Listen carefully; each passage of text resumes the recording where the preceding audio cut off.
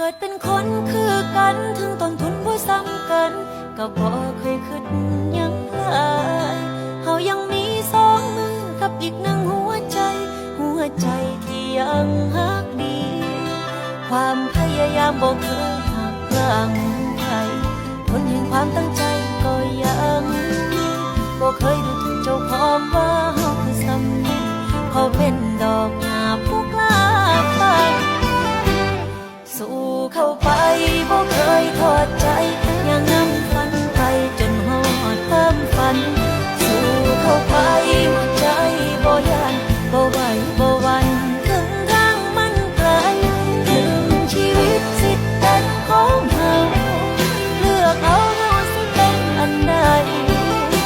สิหุบสิลงและสิลุกขึ้นไหมสิเก็บเอาคำว่าบ่ยอมแพ้เป็นกุญแจแห่งความฝัน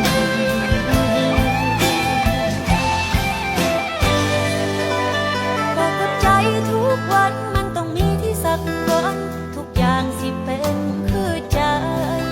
สิขีดดวงชะตาไปให้ถึงที่จุดหมายด้วยใจที่อยากได้ดี